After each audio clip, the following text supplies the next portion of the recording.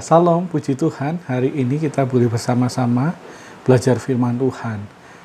Saya menyambut Bapak Saudara sekalian dengan sukacita.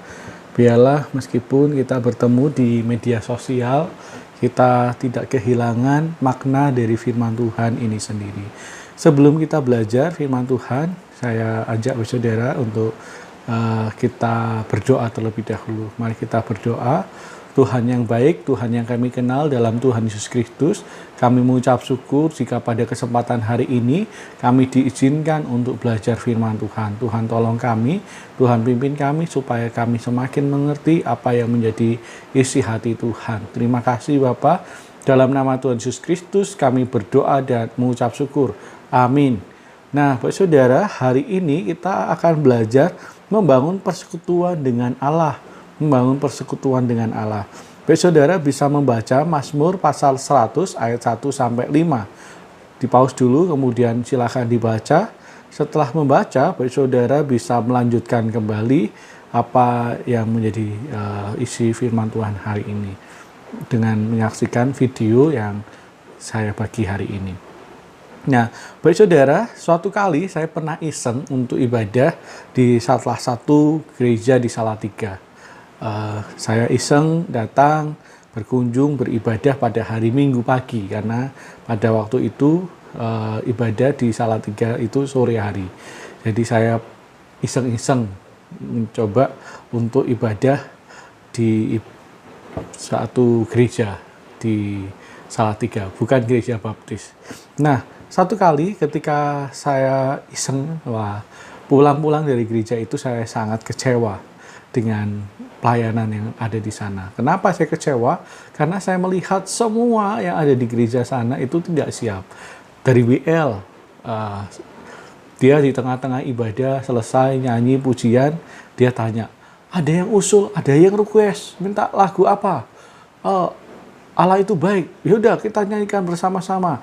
Allah itu baik. Wah, selesai nyanyi itu dia tanya lagi. Yuk, ada yang mau request lagi? Mau lagi apa? Wah, banyak. Seperti itu terus sampai ending.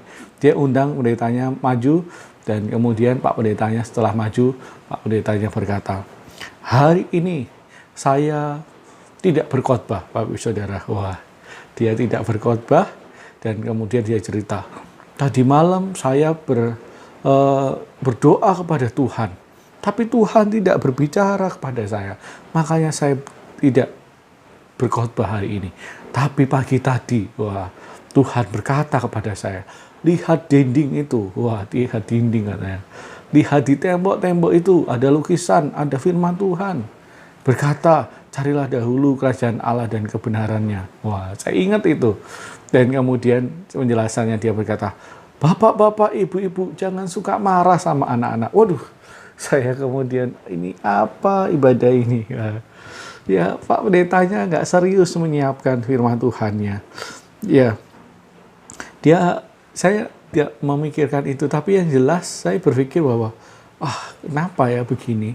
Di tengah-tengah ibadah ada anak-anak yang lari-lari, teriak-teriak. Membuat saya tambah tidak terberkati pada waktu itu. Ya. Nah, semua itu membuat saya merasa tidak ada kehadiran Allah dalam ibadah itu. Nah, apakah Bapak Saudara sering begitu dalam gereja kita? Ya. Saya mau cerita. Kemudian di SMP, ini cerita yang kedua. Di SMP, waktu SMP, saya tidak bisa menikmati, yang seharusnya saya tidak bisa menikmati ibadah, karena saya belum percaya Yesus pada waktu itu ketika saya SMP. Tapi justru dalam ibadah itu, saya justru menikmati ibadah yang ada. Meskipun awalnya saya tidak suka beribadah, karena dapat tugas minta tanda tangan dari Pak Pendeta, maka lama-kelamaan saya menikmati juga. Bahkan secara tidak sadar, ibadah-ibadah itu berperan untuk menggerakkan hati saya, menyerahkan diri saya untuk percaya Yesus.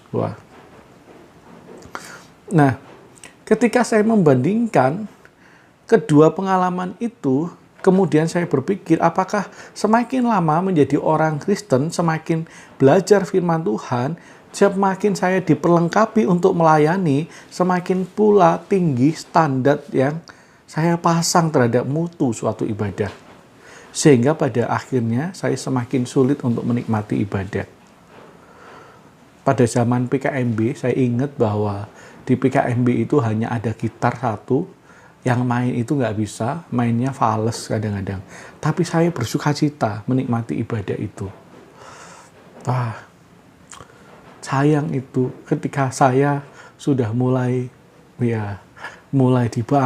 dibangun, ya tapi kadang-kadang di tempat lain saya merasakan bahwa kenapa saya nggak merasakan hadirat Allah. Wah. Baik saudara, mungkin kita juga memiliki perasaan seperti itu. Di antara kita mungkin tidak bisa menikmati ibadah karena tidak full band. Karena mungkin hanya piano saja. Tidak menikmati ibadah karena sound systemnya bermasalah. Bunyi nging. Wah. Atau mungkin ketika lihat pembawa acara yang salah memakai pakaian baju lipstick. Atau mungkin pakai rok yang salah mungkin, atau khotbah yang terlalu berkepanjangan, akhirnya yang terjadi adalah kita jarang mendapat berkat dalam mengikuti ibadah. Tentu saja hal seperti ini perlu kita ubah. Kita perlu kembali mengerti ajaran Alkitab tentang sikap yang seharusnya kita miliki dalam beribadah. Nah, Mazmur pasal 100 ini mengajarkan kita bagaimana standar yang benar dalam membangun ibadah kita dengan Allah. Dalam membangun hubungan, dalam menikmati hubungan dengan Allah. Kita perlu untuk melihat kembali atribut-atribut Allah. Atribut-atribut Allah adalah satu sifat-sifat yang melekat pada pribadi Allah. Contohnya, kasih Allah, perlindungan Allah, ya. Pokoknya tindakan-tindakan Allah, kesetiaan Allah, kemahakuasaan Allah. Ada banyak hal yang melekat pada atribut-atribut Allah ini.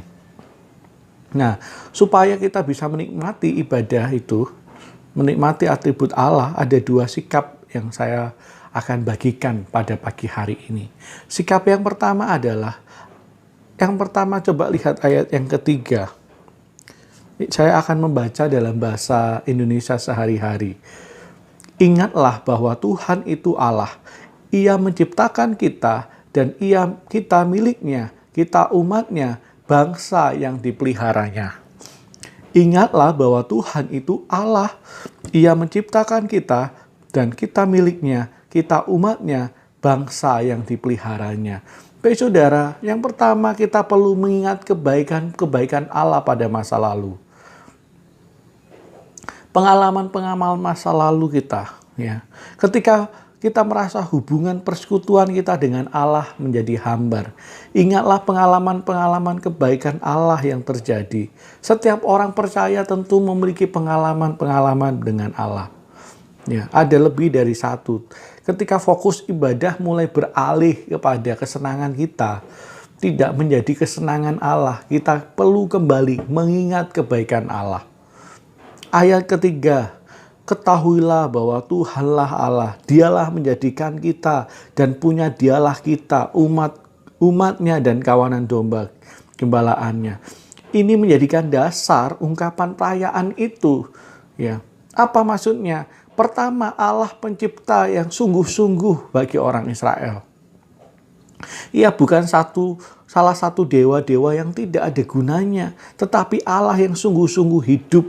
Yang kedua, bangsa Israel menjadi bangsa yang bukan hanya diciptakan oleh Allah, tetapi ia sendiri ya dipilihnya menjadi berkat bagi bangsa-bangsa. Bukan hanya dipilih, diciptakan, tetapi bangsa Israel juga mengalami penyertaan Allah. Ya. Dia diciptakan, dijadikan berkat, dan juga mengalami penyertaan Allah. Wah. 3, hal ini menjadi alasan bagi Israel, bangsa Israel pada waktu itu untuk melakukan ibadah, untuk berfokus dan menikmati persekutuan dengan Allah. Tidak ada alasan satupun yang membuat bangsa Israel tidak mengenal Allah dan mengalami Allah. Kalau kita melihat bangsa Israel mendengar panggilan ibadah, bersorak-soraklah bagi Tuhan, hai seluruh bumi, beribadahlah kepada Tuhan dengan sukacita, datanglah ke hadapannya dengan sorak-sorai. Mereka mengerti gambaran itu dan mengingat kembali bagaimana penyertaan Tuhan, perlindungan Tuhan memimpin mereka. Ya. Sikap yang sama juga harusnya kita miliki ketika kita datang beribadah, yaitu mengingat pengalaman-pengalaman kita di masa lalu bersama dengan Allah, sehingga kita bisa menikmati hubungan kita dengan Allah dalam ibadah. Kalau kita mengingat bangsa Israel di Perjanjian Lama, ya, ini mereka mengalami pengalaman yang luar biasa. Mereka dari bangsa Mesir, mereka dituntun oleh Allah mengerjakan hal-hal yang luar biasa. Harusnya secara matematika bangsa Israel yang dulunya budak di Mesir ini mana mungkin bisa mengalahkan bangsa-bangsa yang berkubu-kubu, yang memiliki tembok, yang memiliki prajurit, yang memiliki senjata yang lebih lengkap daripada bangsa Israel. Jika bukan karena Allah, jika bukan karena kekuatan Allah, tidak ada penyertaan Allah, tentu mereka sudah kalah, sudah habis mereka. Ya. Karya Allah bagi bangsa Israel mencapai puncaknya ketika kerajaan Israel dipimpin oleh Raja Daud dan selanjutnya digantikan oleh Raja Salomo. Zaman itu sering dipakai sebagai acuan kemudian hari ketika umat Israel mengharapkan datangnya zaman seperti itu kembali. Gambaran latar belakang inilah yang ingin ditunjukkan di kitab Mazmur pasal 100 ini. Yang kemungkinan ditulis ketika bangsa Israel dalam masa pembuangan. Mereka ingat-ingat cerita itu. Mereka ingat bahwa ada penyertaan Tuhan yang begitu luar biasa. Bagaimana dengan kita? Apakah kita sudah menjadi orang percaya yang sungguh-sungguh menikmati ibadah? Apakah dalam ibadah kita berharap khotbah yang lucu? Wah, pokoknya bagus kalau khotbahnya lucu. Atau satu ibadah yang bagus kalau WL-nya itu bisa membuat kita menangis, bisa membuat kita ingat-ingat bagaimana masalah kita bisa lepas ketika ibadah. Ya, mungkin itu. Jika hanya demikian berarti kita bukan pada intinya, belum sampai pada inti dari kehidupan kita bersekutu dengan Allah. Kita bisa menikmati ibadah ketika kita bisa menikmati atribut Allah, mengenal sifat-sifat Allah. Ya. Ada satu cerita di mana seorang anak muda tidak mau beribadah di dalam gereja kembali. Dia marah-marah ketika pulang dari gereja, dia marah kepada ibunya. Pokoknya minggu depan aku nggak mau ibadah di sana lagi. Kenapa kamu nggak mau lagi? Di sana bising. Di sana orang menggosipin orang lain. Di sana orang tidak fokus ibadah. Saya jadi nggak fokus ibadahnya. Wah, kemudian ibunya berkata, kamu harus ibadah besok. Minggu depan kamu bawa gelas dan syaratnya gelas itu diisi air dan jangan tumpah. Wah, hanya itu aja. Iya, kamu ibadah. Minggu berikutnya si anak datang di ibadah dengan membawa air di dalam gelas di tangannya. Dia mengikuti ibadah sambil berjaga-jaga supaya air itu jangan tumpah. Nah, sepulang dari gereja ibunya tanya, apa yang kamu dengar lagi? Aku nggak dengar apa-apa, Bu. Wah, kamu nggak dengar orang gosip? Enggak. Kamu nggak dengar orang bising? Enggak. Kamu nggak dengar anak-anak lari? Enggak. Loh, kenapa? Aku fokus lihat ibadah dan fokus dengan air itu supaya tidak tumpah. Wah. Baik saudara, fokus kita pada siapa? Apakah kita fokus pada atribut-atribut Allah? Sehingga dalam ibadah kita bisa menikmati bagaimana Allah yang melindungi kita sepanjang minggu itu, Allah yang mengasihi kita sepanjang minggu itu yang kita sembah hadir dalam ibadah kita. Atau kita hanya berfokus pada sensasi-sensasi ibadah. Bagaimana kita disenangkan dalam ibadah itu. Jika itu masih dalam fokus kita, berarti kita belum menikmati, kita belum memiliki hubungan dengan Allah. Tapi yang jelas sikap yang pertama yang perlu kita miliki adalah kita perlu mengingat kebaikan-kebaikan Allah. Ya, sikap itu yang harus kita miliki, mengingat kebaikan-kebaikan Allah dalam pengalaman-pengalaman di masa lalu. Yang kedua adalah sikap yang harus kita miliki. Yang kedua, mengimani janji Allah akan masa depan. Ya, ayat yang kelima, sebab Tuhan itu baik, kasih setianya untuk selama-lamanya, dan kesetiaannya tetap untuk turun-temurun. Ya. Apa yang seringkali manusia tidak percaya pada janji Allah? Apa yang seringkali membuat manusia tidak percaya pada janji Allah?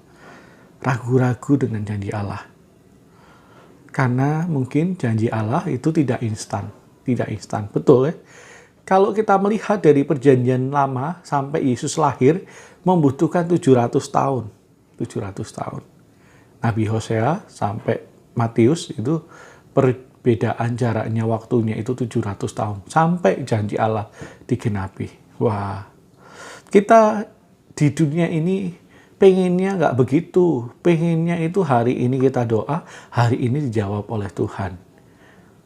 Pengennya kita itu serba instan saat ini. Mengimani janji Allah itu memang tidak instan. Tidak seperti membuat mie gelas yang sekali tuang air hangat, kasih bumbu, jadi 1 menit. Enggak bisa. Ya. Hidup yang serba instan ini membuat orang percaya memiliki kehidupan rohani yang pengennya juga instan. Kalau mau ibadah juga cari yang instan. Ya. Cari jawaban ya, pokoknya sehari dijawablah. Kalau nggak dijawab ya udah cari jalan yang lain, jalan pintas. Padahal tidak. Mengimani janji Allah itu juga bentuk sikap bagaimana kita percaya akan tuntunan Tuhan di masa yang akan datang, di masa depan. Saya punya pengalaman sewaktu SMP, saya itu sering iri dengan kakak-kakak saya. Kakak saya nomor 2 itu sering ditolong sama Pak Lik saya. Wah, dapat ilmu ya. Kemudian dari ilmu Jawa, wah, kakak saya dapat cewek. Saya kemudian minta ajari sama Pak Lik saya. Lik, saya diajarilah Lik kayak kakak. Wah, Pak Lik saya ketawa. Gak cocok kamu. Wah, lama. Kemudian saya rayu lagi. Lik, saya beliin rokok. Lik, ajari saya. Gak bisa kamu Lik. Wah. Tapi saya nekat ya, nekat dan akhirnya sampai saya pijetin Pak Lik saya dan kemudian saya beliin rokok. Wah, Pak Lik saya akhirnya iba dengan saya. Saya dikasih cincin pada waktu itu. Wah, cincin itu katanya membuat ini saya jadi karisma saya jadi tambah besar katanya pada waktu itu. Nah, ketika dikasih cincin, wah saya pakai cincin itu tanpa disadari pacar saya jadi banyak. Wah pacar saya banyak. Syaratnya pada waktu itu cuma 2. Nggak boleh pakai di kamar mandi, nggak boleh dipakai di gereja, di tempat ibadah nggak boleh. Oke Lik, gampang itu. Wah, ketika di gereja saya lepas, di kamar mandi saya lepas, selesai. Wah, tapi di sekolah, di jalan saya pakai. Sampai pacar saya pada waktu itu banyak. Pada waktu itu. Nah, suatu hari, saya masih ingat, tahu-tahu cincin itu nggak cocok. Jadi, cincin itu di tangan saya, kadang tangan saya yang besar, cincinnya kecil. Kadang cincinnya kecil, tangan saya besar. Ini kok nggak cocok, kenapa? Wah, saya tanya sama Pak Lik saya. Lik, cincinnya nggak cocok. Kok bisa ya? Padahal kemarin enak-enak aja. Wah, Pak Lik saya mulai bingung. Wah, ini kayaknya mbahmu nggak cocok lagi sama kamu. Lah kenapa ya Lik ya? Nggak tahu, kamu doa pakai bahasa Jawa, taruh di bawah bantalmu. Nanti malam ketemu kamu sama mbahmu. Oke Lik, saya bilang begitu. Nah, saya pakai bahasa Jawa doa dalam nama Yesus, amin. Wah, pagi-pagi saya pengennya bermimpi ketemu ini sama mbah saya yang jaga cincin itu. Tapi apa yang terjadi? Yang terjadi adalah pagi-pagi cincin itu hancur. Cincin itu hancur. akhirnya semua pacar saya juga lepas. Ya, saya pada waktu itu, nah cincin itu hancur dan kemudian saya ingat bahwa ya kita tidak boleh mengandalkan cincin. Kita harus mengandalkan janji Tuhan. Janji Tuhan memang tidak instan. Janji Tuhan memang tidak membuat kita senang, tetapi membuat kita dibangun untuk mengandalkan Dia. Ya. Mazmur ini menjadi mazmur yang menarik ketika Tuhan mengisyaratkan bahwa Dia satu-satunya pribadi yang terus menyertai manusia untuk selama-lamanya. Kesetiaannya tetap turun-temurun. Ya. Baik saudara, kalau kita melihat konteks dari kitab Mazmur ini, ada hal yang menarik. Sebetulnya kalau kita melihat kanon atau penataan pengumpulan kitab Mazmur ini dibagi menjadi 5. Jadi para ahli itu membagi menjadi 5. Yang pertama ayat pasal 1 sampai 41 itu mengenai pertentangan Daud dengan Saul ketika kerajaan Israel dipimpin oleh Raja Daud, ayat 1 sampai 41. Yang kedua itu ayat 42 sampai 72 itu membahas kehidupan kerajaan Daud yang berdiri. Ketiga itu alur ketiga ayat 73 sampai 89 itu ini membahas periode kritis ketika Asyur menggempur Israel. Yang ketiga, yang keempat adalah ayat 90 pasal 90 sampai 106 itu ketika bangsa Israel sedang dibuang. Nah, 107 sampai 150 pasal 107 sampai 50 itu merasa bagaimana rakyat Israel, bangsa Israel merayakan kembali dari pembuangan, Nah, kalau kita melihat berarti pasal 100 ketika bangsa Israel sedang dalam masa pembuangan. Ya, konteksnya ini sedang dalam masa pembuangan. Kalau Bapak Saudara bisa melihat, dengan demikian, Mazmur pasal 100 ini sebetulnya konteksnya memberikan kekuatan dan penghiburan kepada orang Israel. Kekuatan penghiburan ini bukan karena suasananya atau cara menyanyikannya, tetapi didasarkan pada atribut Allah yang dinyatakan melalui janji-janji Allah sendiri. Ya. Janji-janji inilah yang menjadi kepuasan bagi orang Israel mengikuti ibadah pada waktu itu. Ya. Jikalau atribut Allah yang terkait pengalaman masa lalu dirayakan kembali dalam ibadah, maka atribut Allah yang terkait dengan janji masa depan diimani kebaikannya. Ini hebat ya, orang Israel bisa melihat hal itu. Kalau kita bagaimana? Ya sabar kadang-kadang. Ya di luar kita bisa sabar, hati kita tidak bisa sabar. Saya itu orangnya pelupa, dikit-dikit lupa. Kadang-kadang di motor saya ngajak istri saya apa itu, ayo mah jalan-jalan cari angkringan. Wah, di jalan ketemu Indomaret saya bisa lupa. Mampir Indomaret ya mah. Habis dari Indomaret saya lupa. Ya udah cari es krim. Habis itu kita pulang. Istri saya habis itu diem aja. Kenapa mah? Istri saya diem. Papa tadi janji apa? Oh iya, angkringan. Wah, habis itu berangkat ke angkringan. Nah, Bapak Saudara, memang manusia seringkali lupa. Tetapi tidak dengan Allah kita. Allah kita selalu menepati janjinya. Ya, Allah kita dari dulu, sekarang, dan selama-lamanya selalu mengingat janji-janjinya. Ya. Pribadi yang terus mengingat janji-janji Allah. Bagaimana kita bisa mengingat janji Allah? Cari, gali melalui firman Tuhan. Jadi jangan pernah lepaskan firman Tuhan dalam kehidupan kita. Jadikan firman Tuhan sebagai dasar kehidupan kita. Mari kita tundukkan kepala kita berdoa. Mengucap syukur Tuhan untuk kasih-Mu yang boleh mengingatkan kami akan kebaikan dan penyertaan Tuhan dalam kehidupan kami. Kami bersyukur memiliki Allah seperti Engkau. Biarlah Engkau Allah yang terus disenangkan melalui kehidupan kami. Kami mau melihat atribut-atribut Allah, sehingga kami menikmati ibadah-ibadah yang terjadi Kami menikmati persekutuan dengan Engkau. Kami merasakan hadirat Tuhan yang sungguh nyata atas kehidupan kami. Terima kasih Bapa, terima kasih hamba-Mu berhenti berbicara tetapi kami tahu kasih Tuhan yang boleh memimpin kami. Sehingga kami terus menjadi anak-anak Tuhan yang memuliakan nama Tuhan. Terpujilah nama-Mu Tuhan. Dalam nama Tuhan Yesus Kristus kami berdoa dan mengucap syukur. Amin.